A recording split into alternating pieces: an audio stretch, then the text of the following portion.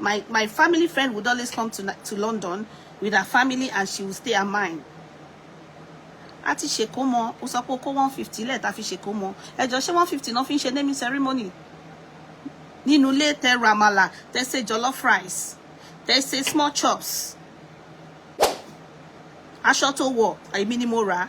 Because people just say, oh, don't suck, won't see regun. It's not irregun. But when you do bá ṣoore fún yàn tẹ́ni yẹn bá gbàgbé, you just have to say it just to remind that person of what you have done for them. Ẹ máa sọ pé wọ́n sí regun.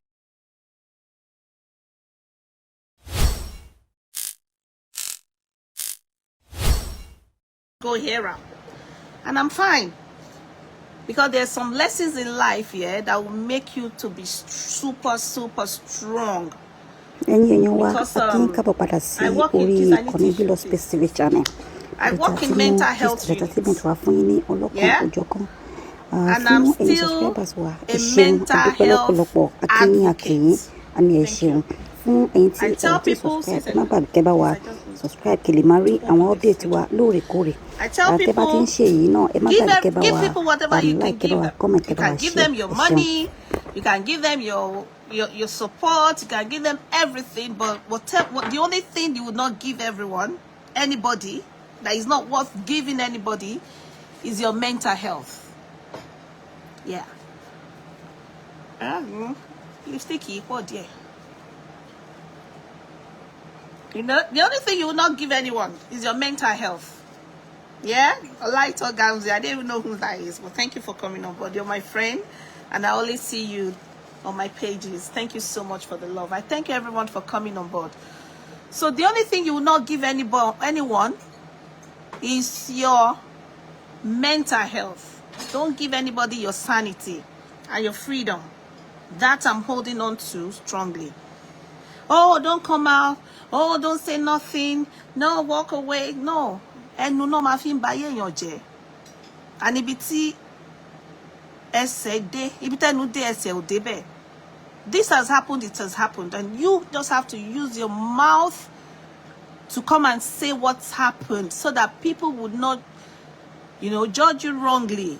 Will not see you from that perspective of what they are hearing or what they've seen. It is you wearing the shoes, and it is you who know where it hurts. A minimum bata, a minimum tamilese. And I always say to people, let people be the ones to come out and say their stories.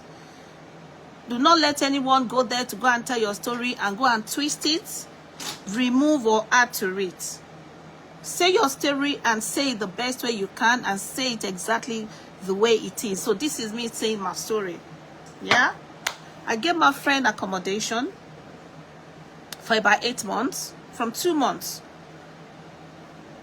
she was homeless. Emi goni mulobakeru.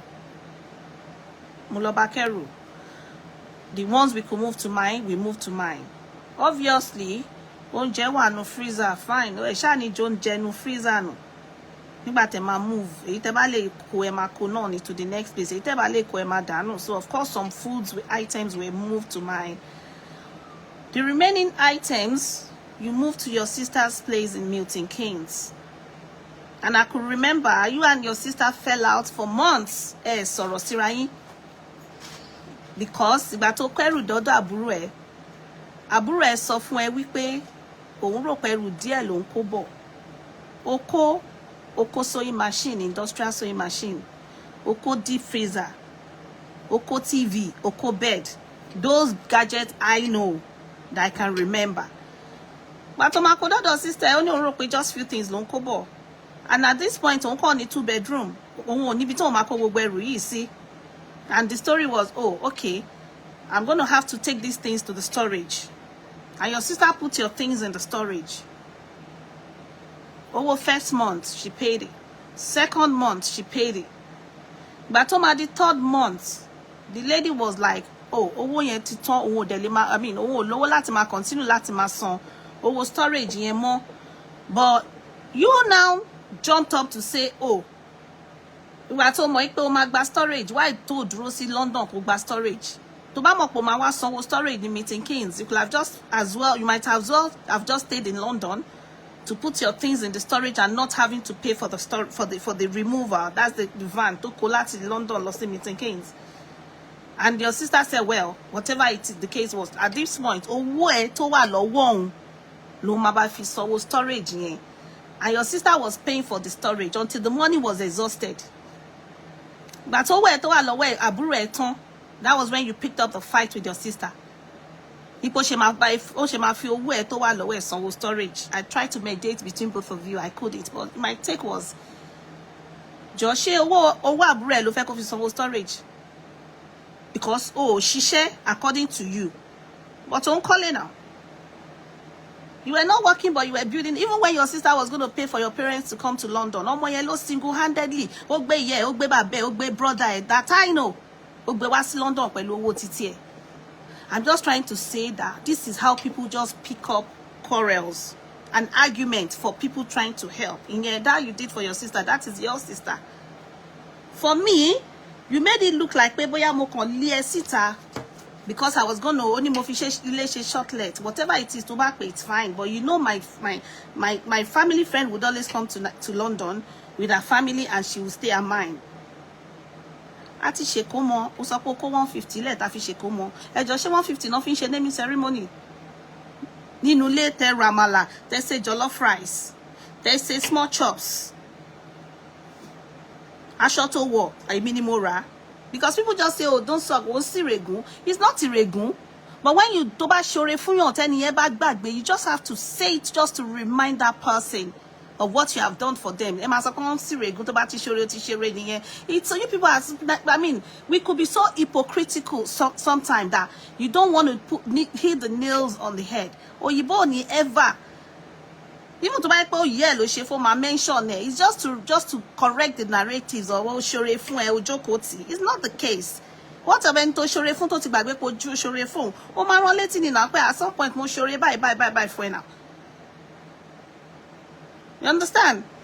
I went to the council after the baby was delivered. The box motori baby want help but accommodation. And this is the time for you to get the accommodation from them. And that was exactly what I did. They took my details. After a few days, they want my software where to go. You understand? They will tell you where to go. And I was going to go in a few days' time. I called my cousin to please help me. If they could give accommodation. Most of them did not have. The only one person, Tony, was my cousin. I need you more than ever.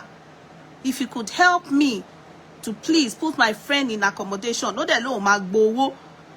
I know that whether Owoye was ready or not, my cousin would not drag me for the money. This is somebody that we live together in the same one room in our struggling days. So it's like, it's my blood, is my friend, is my party. We do things, we run things, and nobody can come in between us. Only the accommodation. Yeah, there's a worry, but accommodation here. And he did. He did. And I'm gonna, when I called him, because sometimes think about Shele, you cannot even remember the story. You have to start thinking. Story maybe you're trying to recap it and you're trying to bring it back. And I called my cousin just to recap it. Almost story it if I change mommy lower. And my cousin, I put him on the phone. I'll play what my cousin said. Hold on, I'll pay. No, this is so I'm gonna play that audio for you because I'm not a wicked person. I provided an alternative accommodation. Our people, if they were family of 5 coming to stay, and it's just you and the baby. But please, just look for somewhere at all that you could just stay for 2-3 weeks, then you could come back to the house because I was going to be in Nigeria anyways. So, Osha, or cousin me fiercely, and from what he said he went to Morrison to go buy duvet and heater.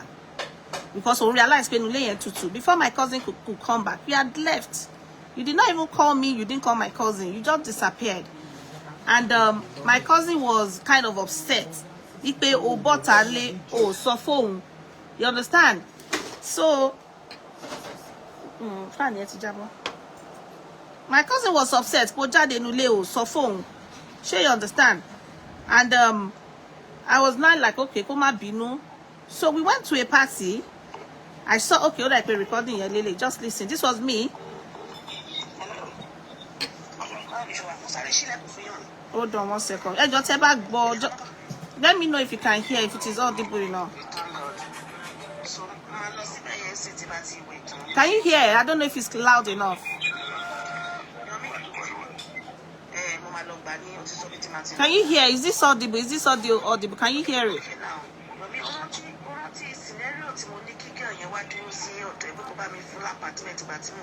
Okay, thank you, Kofu.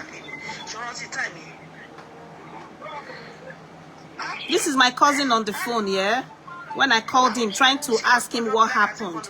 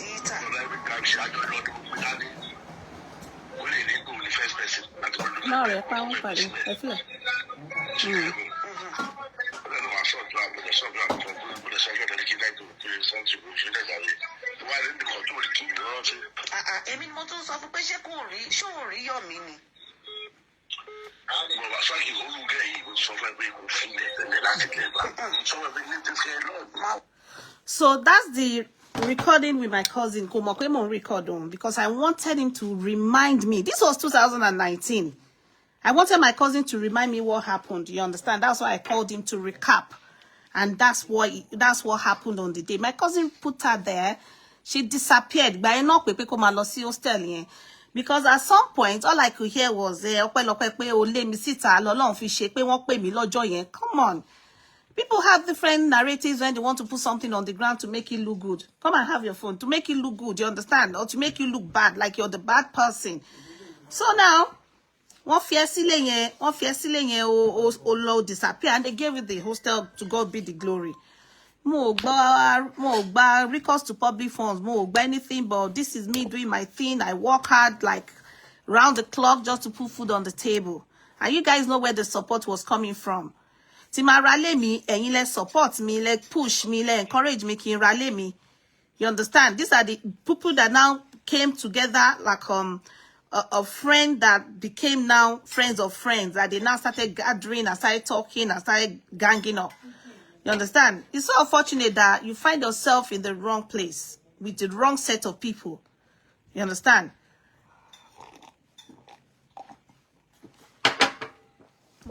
This is me.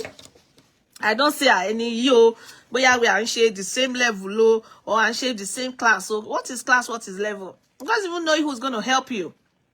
And because the people that are always ready and willing to help you are the people that don't even have as much as you do. Because moti joko moti ro pe ti olowo ba ku ejo awon olo ma ngbe ile to ma sin olowo si. So it will be the likes of awon Dangote ati awon Otedola, all of them celebrity people talking gbe ile to fe sin yon si. Is the poor people in the community that they will call from the mosque or from the church that will do the digging and the burying. So you don't ever say any you own share class me, but from the look of things now, you need to pick and choose the kind of and the caliber of people you put in your circle, honestly, because people that don't have as much as you do would be the ones to envy you and they want to pull you down by all means. That is the lesson learned, honestly, who you roll with. So there will not be kind of envy or malicious kind of jealousy or whatever. So moving forward, oh, I lost you. You're doing your thing. You disappeared. After a while, I didn't see it was my birthday. You're saying no first error. And it told me I put on party. I got in touch with the person. Pé wọ́n ní wọ́n ló gbé lọ pé wọ́n ní ẹ̀yà yìí ló gbóhùn lọ pé òun fẹ́ ṣẹ̀rọ. Any no comment. Ó lóun ò fẹ́ dá sí.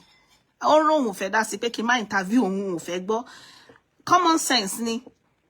At the end of the day, mo ń gbọ́ pé ní party ó sọ pé àwọn kan lèmi ń pọ́n lé mi ò pọ́n ẹ lé mo yes, and because you were angry from the minute you came into the party about the makeup, countenance that it changed. And you disappeared. You disappeared for a very long time. It's okay. Look wa lórí lane. You saw me on status and you decided to come back. And you came back. Okay. One of the evil Toshe Timo unveil. And God, the living God will always expose every ashebi tó bá wà nínú ilé ayé èèyàn. While we're in Nigeria, Katolo, I applied for my children's passports. But because Taba Mafiwa Nigeria passport might expire. And I needed to apply for the passport.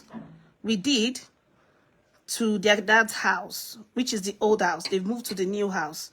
So, but the message was sorry phone the passport was going to be delivered or were delivered. Not even that they were going to. They had already delivered the passports. And that was when he became so panicky. We had an argument about the address. And I told him, I tried to change to my own address, but they wouldn't change the address because you were not around. And I was one that submitted the application. And they said it was only the person applying that could change the delivery address. And the address, the person went to the old address. And he was scared that his wife was going to see the passport. And Debbie was the only person that I could call from Nigeria. I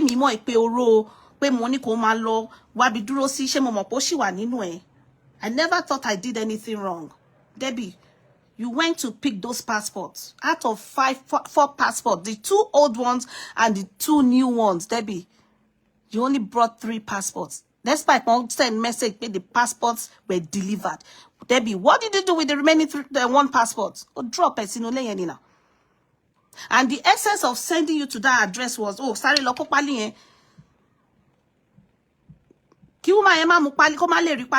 But you planted that 1 passport in that house. And the woman saw the passport. Dear passport here, I never got hold of it. And that passport was what started the biggest quarrel in my relationship with my ex. Any baby father, daddy to me, all of a sudden, Debbie also only no baby father me. You guys never called him my baby father. Are you guys joking? Relationship of 36 years old, 36 years. All of a sudden, no become baby father me. Yeah, well, for your information, he's no more my baby father, yeah? He's my ex now. So correct narratives, yeah? Don't even bother to beat around the bush saying, daddy to me, ex me. Call him my ex, okay? Whatever you want to call him, you call him. But this is the relationship of 26 years with 3 children.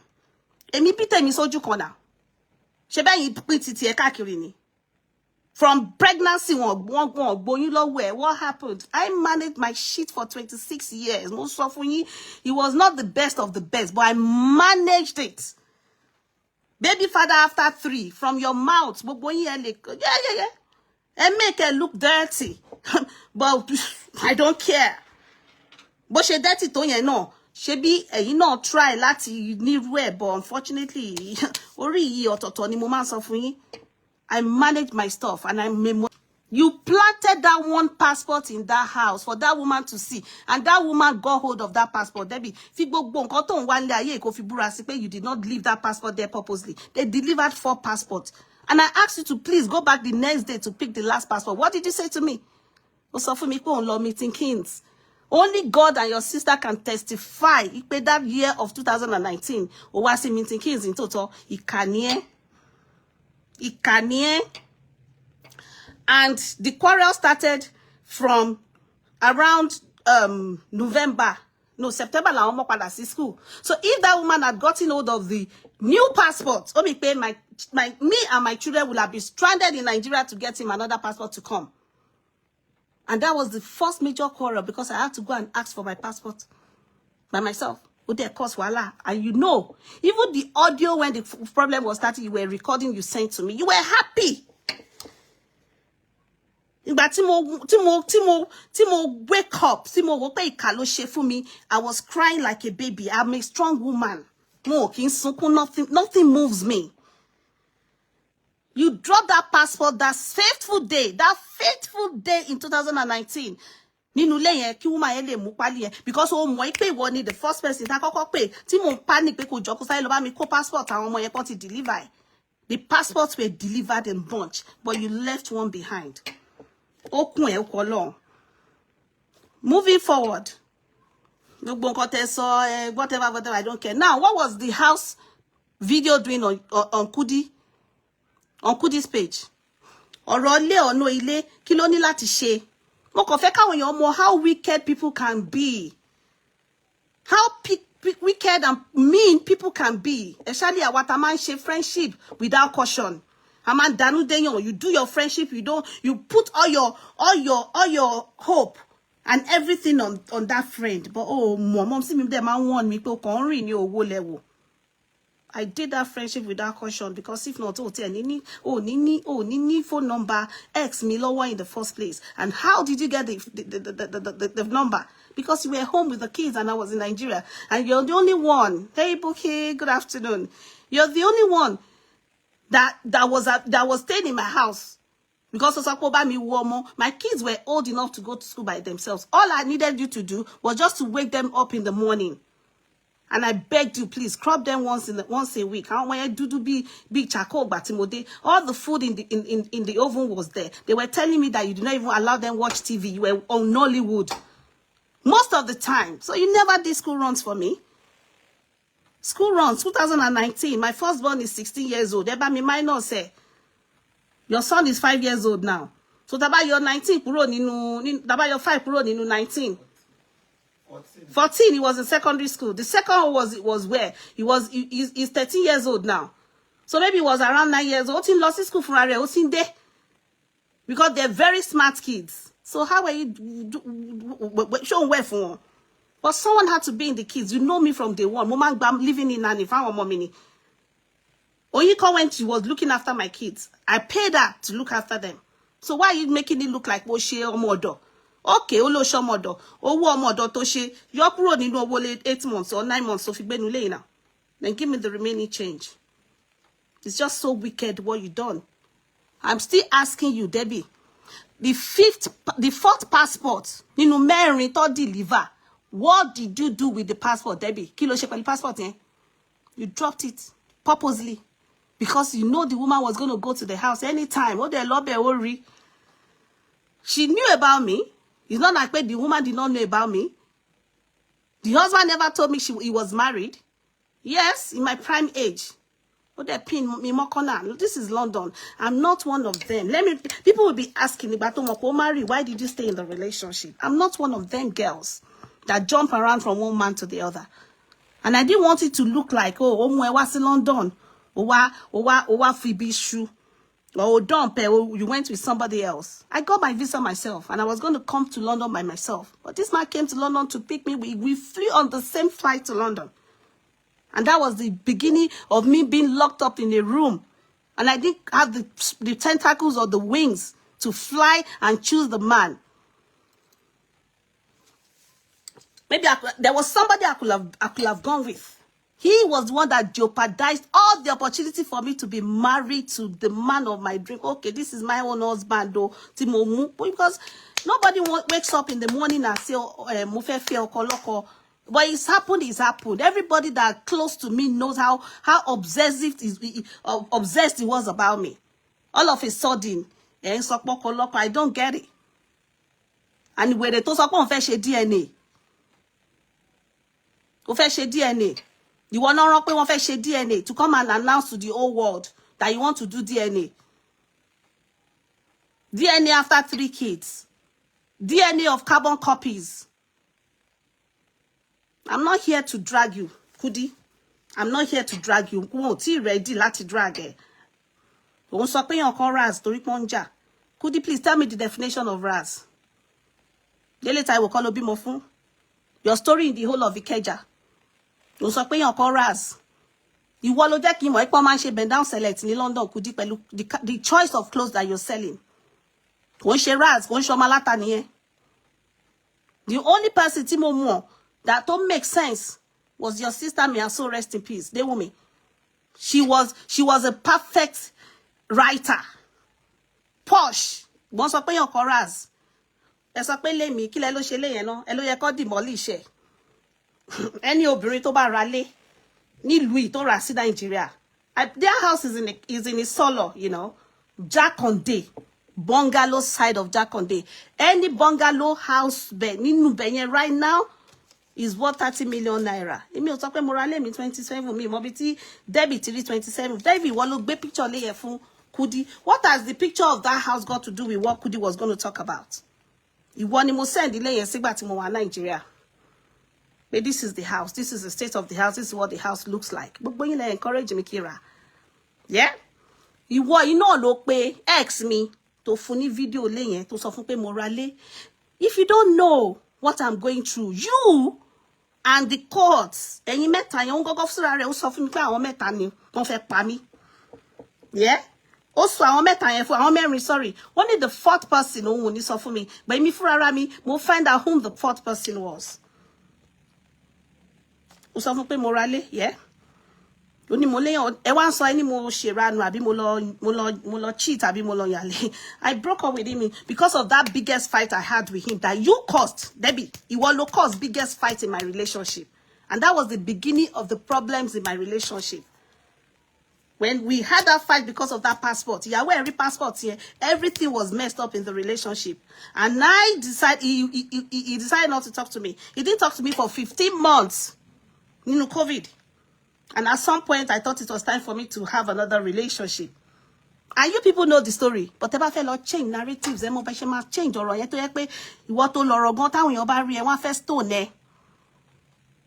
At the end of the day, o change ẹ mọ̀ pé mo date Kọ́lá ni kò ń ṣe pé bóyá mo fling ẹ àbí mo kàn ṣe ọ̀dájú pẹ̀lú ẹ.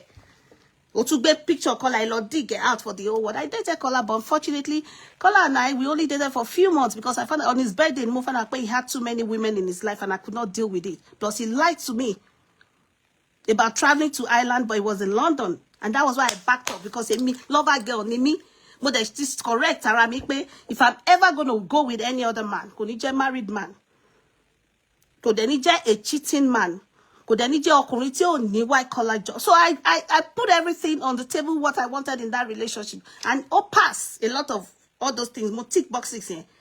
But when I realized he was lying, Bookie, oh, you know the story. You were the one that pulled it down from a page. Because Lori, you put it on YouTube, and I begged you to pull it down, and you did. And that was when you earned my respect, Bookie. Because by Elementi, ex-Misha Sheparija, and I didn't want him to see that audio, they pull it down. You guys are making it to look like, oh, cheat. She was cheating. She had on her husband, she was cheating. I didn't cheat. 15 months, 15 good months was enough to end up a relationship after the man was not speaking to you because he was upset with you. If you have a relationship and there's any argument in your relationship, I beg you guys, don't leave your argument to the next day, up to the 2 days, 1 week, 3 months, up to months to keep malice because you're upset about something in your relationship. Hey, iron it out, take a trash, yeah, because the moment you leave that woman, you're giving her enough room to think and her mind will travel around the universe. 15 months was enough for me to look for someone else in the relationship. And I found, I did one. I was in a relationship. By the end of the day, Moripele go another gigolo mo de back off. So why the long twist is sorry, yeah? Book, Debbie, o tún kó gbogbo orúkọ mi fún Kudi. Èmi ni mo ń jẹ́ bẹ́ẹ̀. Èmi ni mo ń jẹ́ gbogbo orúkọ yẹn because illiterate ni yẹn kàwé. Èmi ni mo ń jẹ́ gbogbo orúkọ yẹn. As long as they are not looking for any of the person who commit crime. Tọ́lọ́pàá bá dá mi dúró lọ́la tó bá bí mi. Èmi ni mo ń jẹ́ orúkọ yẹn, plus they know that our names are many. And none of the name is in the system. But gbé orúkọ yẹn lọ gbé fún Kudi. Why are you so evil? O non fún ẹni èlò. O non fún ẹni 150 every week. O dẹ̀ fi bá 1,000 every month tèmi jẹ́. You know oh mo kan tó sub nínú life me. When you guys were bitter. Ẹ dẹ̀ bàjẹ́ until you turn me into a street fighter. But you know what? Mo fearless for long. Àti wá o. Àtàntí àdúgbò, àti the other one tó gbénú lé mi, that one rented her room out. Yeah? 1 month, like few months ago. Ó lóun fi yàrá rent for yàn because she was out of job. And she needed somewhere to stay because kò lè sanwó month yẹn. Ó dẹ̀ bi mí pé ṣé òun lè dúró sílé mi for 1 month. I opened my doors for her. When she got paid, ó dẹ̀ pé bí £800 ló gbà for her room. And she asked me how much was I going to take from her. Money, no, just charge the electricity for £50. And that was what you did, Stella, and you stayed in my house. You, Aniki Courage, I will mention your name. Because ẹ̀yin lẹ ru àmàlà lẹ́yìn àgbàyà tẹ́ kó sí àárín relationship yìí. Ordinarily, Debbie ò ní nerves láti sọ pé òun fẹ́ bá mi jà because we never quarreled. Ó lè máa jà sínú, èmi náà lè máa bínú sínú kí n má sọ̀rọ̀. Ẹ̀yin lẹ ṣàmàlà, ẹ̀yin lẹ encourage, ẹ̀yin lẹ ní kó bá mi jà, ẹ̀yin lẹ fún ní courage yẹn. I'll put Aniki Courage, I'll put your voicemail out, the one you sent to me. Mo ṣẹ̀ṣẹ̀ dá yín lóhùn láàárọ̀ ẹni. You know, remember what you said to me? Ó ní Debbie fi ṣe ẹni tó tẹ́ni yára lògùn gbé. Pé mi sọ pé mo máa pọ̀ ọlọ́pàá fún Debbie. Lòun náà ṣe pọ́kọ mi. Ó sọ pé ẹni tó yára òun lògùn gbé. It's only a dumb person that would not understand what is going on. Ló ṣe pé kí ló pè fún ìgbà tó máa pè ó ní mo jẹ́ níwó because of £70. You called him. You did not only speak about £70. Gbogbo àwọn tó lọ sọ nǹkan tó sọ was nǹkan tó mọ̀ pé kò fẹ́ gbọ́. Ó dà pé gun lábẹ́rẹ́ ni, ó dẹ̀ fi react. And since that day tó ti sọ gbogbo nonsense yẹn fún máa yìí was when the whole relationship now, you know, changed. Tí mo rí ojú ẹ̀ lẹ́mọ̀ because tí bá ní mo lọ anywhere kò believe me, tí bá ní mo wà anywhere kò believe me. Multiple phone calls just to know where I am, or maybe I want ẹni tó sọ tẹ́ sọ pé mo ń cheat bóyá mo lọ rẹ́ nìyẹn àbí ìgbà tí mo ní mo ra lé tí mo ní ìdówó tí mo bí fún kò fún mi. Ó wò pé ìwọ tó ṣẹ̀ṣẹ̀ ra lé bo ni mo ti fẹ́ fún ẹ lówó òun ò ní. He didn't give me. So you guys don't understand the gravity of what you caused in that relationship. Ó kàn rò pé it was just a mere phone call. It wasn't a mere phone call. It was a phone call of destruction that destroyed something that I built. Ẹ̀yin ò lè dúró sójú kan now. Ara yín ò balẹ̀ láti dúró sójú kan láti build relationship now. I jump from one man to the other ni. Everybody that knows me, that knows my story in this whole Southeast London, wọ́n mọ̀ pé one man mo po ni mo fi relationship mi ṣe. Until 2019, tẹ́ mess it up. At the end of the day, nígbà tí ọlọ́pàá dé kí lẹ ṣe, ẹ̀yin mẹ́rẹ̀ẹ̀rin yẹn, ẹ tún meet because Debbie, you were calling for backup. Ó pè yes sir. Ó pè Stella. Oyin kan náà tó kọ́kọ́ mú Túndé lọ ex mi tó mú lọ sílé Kọ́lá. Ìyẹn náà ẹjọ́ wá converge níbi tí ọlọ́pàá ti mú mi lọ. Ẹ wá ń ṣe meeting. You people now started another fresh meeting again. So it's just a game of pay. These people are ready to kill you. Ó wà láàrin ọ̀tá. Mo dẹ̀ realize ara mi pé àárín ọ̀tá ni mo wà. And I've moved on. In fact, mo ti rò ó sí òyìnbó ni mo fẹ́ máa bá ṣeré. Mo fẹ́ bá dúdú ṣeré mọ́. Òyìnbó ni mo fẹ́ máa bá ṣeré because their heart is heart of gold. But now what they pay one tier. When you ask them about some things in London, they don't even know what it is. I want to tell me don't just select. I want to buy the one pay body woolwich what I say, where is that? I want to my passion here because those are the people that will understand you, that your language will be the same language. When you open any page in friendship, you're on the same page. Not all these malicious, hateful, you know, bitter people. I'm not a fighter. I'm a good-hearted soul with a heart of gold, and I open my word to anyone. But right now, to bá tẹ̀ ṣe hello sí mi lásán, màá kọ́kọ́ lọ ṣí Google. Pé jọ̀ọ́, this hello, shaking down àbí kí má down. When you throw me hands of friendship, a handshake, màá kọ́kọ́ lọ tẹfánà pé ẹ jọ̀ọ́ kó bá mi wò handshake yìí ṣé kí n gbà àbí kí n má gbà. That is how scared I am now to be close to people. It's so sad that I'm learning the hard way, but it's never too late to learn. This is not me. This is not me. I'm a lover girl. I love love. I love to help people. I love to give my shoulders for people to lean on me. But you know what? I will not stop doing what I'm doing, but I will do it from a far distance. That is the lesson I've learned. Because me, understand? Yes, sọ pé wọ́n share èpè. O gbọ́ di èpè tí mo share. So mo Genesis èpè yẹn. O mo Genesis èpè yẹn. o dúró sórí orí cubicle ẹ nínú yàrá yẹn o sọ nonsense. Kudi mo sọ fún ẹ, I'm a speaker, yeah? The genesis of fracas on Facebook, I was in it. I never did it. Because when tó bá bí nílé rẹ̀ ni cooking, you know, aṣọ àlà téèyàn bá wọ̀, unfortunately. Àwọn mẹ́rin yẹn wọ́n ta epo sí aṣọ àlà mi, but you know what? Ọ̀tá lé ló ṣílẹ̀kùn fọ́ta òde now. Yeah. And at the end of the day now, I'm so strong about it. Yeah, I'm so strong about it, and I've moved on. This is me. This is me. Mo kò tí mo fẹ́ láyé mi. And I know how to do relationship. I know how to relate to people. But when people give you that name that is not yours, after all, mo fẹ́yàn kí n tún máa ṣe ọ̀rẹ́ ìyàwó ẹ̀ náà. Yeah? Me cross boundaries me.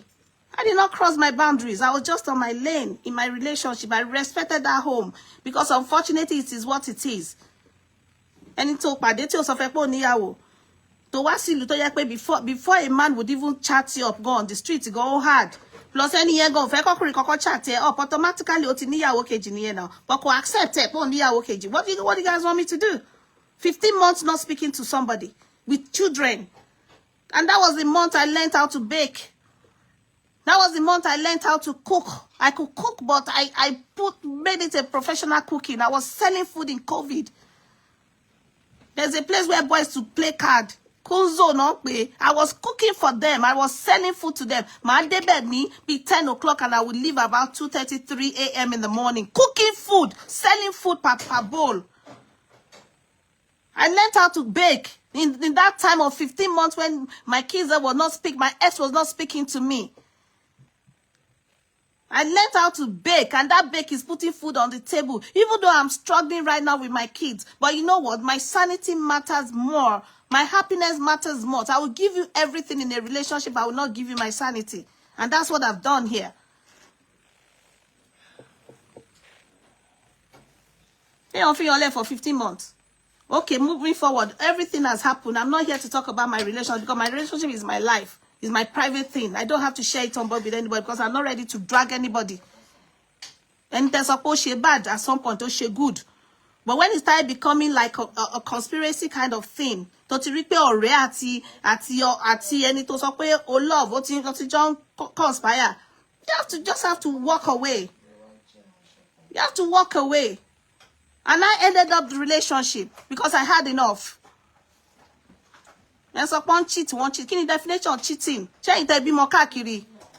Then you cheat. I was loyal in my relationship and I can beat my chest to it. But it is what it is.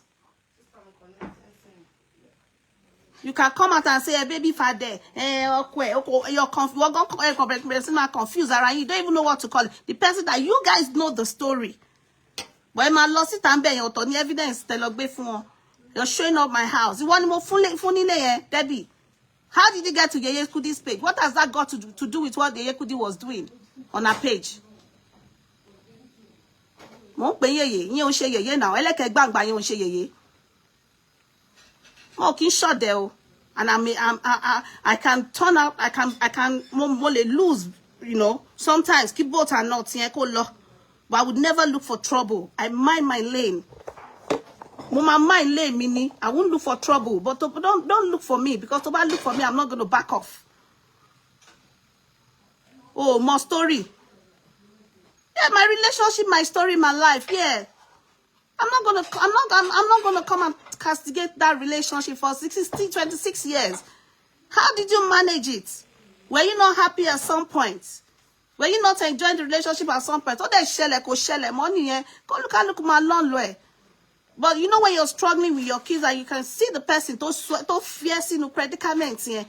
Because at the end of the day, I put smile on your face. For a long time, nobody. You didn't have no one. And we're always talking about it. Your tori, o ma so fe pe to put on ba lọ sí Saturday market, o ma ra nǹkan tó bá ní, bóyá tó bá lọ ní jacket àbò ní suitcase. Èmi mo sọ pé láyé. This is not the age a man will be buying you something from Saturday market. Mo de fún any first option kò work, mo fún second option. Then sọ pé boya like mo introduce one me back off of the relationship. No, why? Kin mo fẹ́ gain? The guy is my friend. O te ti kọ́kọ́ knock friendship yẹn no, because number one, o sọ pé à ń ṣàjọ, wo sọ fún ma yẹn kó má bá mi dájọ́ mọ́ kó stop it. What audacity? Lo ní láti sọ fẹ́ni tèmi introduce ẹ pé kó má bá mi dájọ́. He can hear now. You're a very wicked soul. O tún ní audacity láti sọ fún mi pé owó tí mo jẹ pé ṣo lè fún ma yẹn lówó ẹ. O ti I don't want to come here to come and, appear like what you guys want to turn me into. I'm not going to stoop to your level, but it is wrong for you to ask me the money tí mo jẹ leko. It is not, you're not in that, it's not your duty to do that. Because at the end of the day, also for me, and the end of what did you do? You told Leko pé mo to introduce another man fún ẹ. And Leko stopped talking to me. He started giving me attitude. Oni mo tètè dé, lọ́jọ́ birthday Leko mo ní mission. Tínú mi ò bá dùn pé ó ń ṣe party. Apart from the amala level yẹn, mo ti mọ bí tó ti wá mo mọ nǹkan tó ṣẹlẹ̀, and mo tètè brush ẹ. And I will only talk about it, but I was not going to fight or argue about it, about the amala. Ẹ̀yin lẹ mọ̀ bẹ́ ṣe packet ṣe su. So 7 out of 10 people sọ pé àwọn fẹ́ jẹ àmàlà mi. Fi gbogbo ìgbésí ayé ẹ búra sí pé that was the narratives. The narrative was ó ṣe máa gbowó àmàlà lọ́wọ́ ẹ 150. Ṣé bọ́ rẹ̀ lẹ́ ń pera yín. Àmàlà tí mo ṣe lọ́fẹ̀ẹ́ lọ́jọ́ kò mọ̀. Tó ti sọ pé ó ti wà okay ń sì tí mo mọ̀ pé things are looking good for you now. Why would I charge you? Ẹni tó ṣe náà ṣó ṣe lọ́fẹ̀ẹ́ ni. This woman categorically told me ipe kò èmi ni mo nice pé kò sí irú situation tó wà téèyàn kan ṣe lè close to òun ò lè gbé anybody sílé òun. She told me that.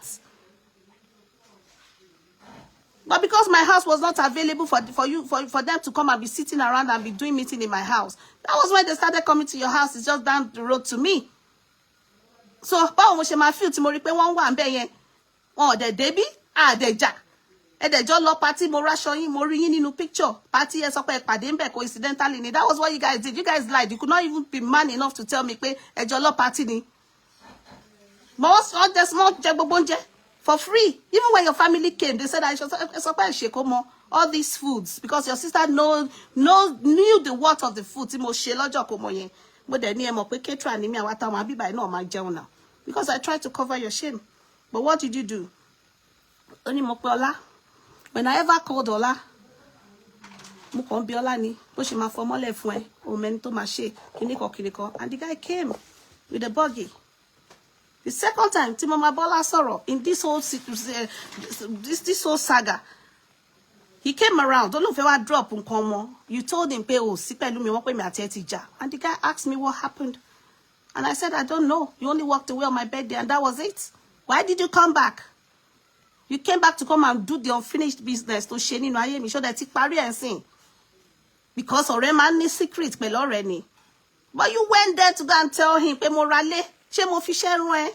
God will judge you. Onílé mi, ilé mi kó ló yẹ kán dá lé mi wó. Mo ralé sínú sọ̀lọ̀ jákàndé oníkan dàwó. Kí ni ìwọ ṣe? O ralé sí Ìbàdàn. O struggle láti owó benefit o fi kọ́. Nísìn owó universal credit ó fi kọ́. Tó bá ta lé yẹn ó lè gba 20 million. So you should give me kudos. I encourage women that try to do things that men are supposed to be doing for them. I don't pull anybody down. At some point, mo ní kó má ṣe lé yẹn mọ́ kó filẹ̀ kó ti ṣe part kan. Part kejì kó filẹ̀ kó gbé ọmọ ẹ wá sí London kó sáré ṣe COS fún. Ṣé mo ṣe bad mi fẹ́ kí re kàn ẹ́ nìyẹn? But to be cinema wa mọ́tò náà ó sọ pé èmi ẹ ò mọ̀ kọ́ mi drive tẹ́lẹ̀ mi drive wọn. Debbie, driving is not luxury. Mo ti drive like 2004 tí mo ti wọ̀lú mo ti drive. So if I chose not to drive, I know the reason tí mi ṣe drive. Tó bá fi po more reason no. So be it. Ṣé mo pè ẹ́ joke? I was not even talking to you guys. But bí tẹ́ máa tẹnubọlẹ̀ máa ṣe cho because you guys are interested in what is going on in my life. I need to move on. Ẹ wò mí kẹ́ wò yín, we are not in the same category. Òjò ló rọ̀ tó kọ́ yẹlé mú pọ̀ mẹ́dì yẹn. We are not supposed to be rolling together in the first place. But I won't pull life me to everybody. But now, I want to be posh. And I want to be a snob, yeah? I want to be a snob. I want to now go a bit up. Up not where I'm supposed to be.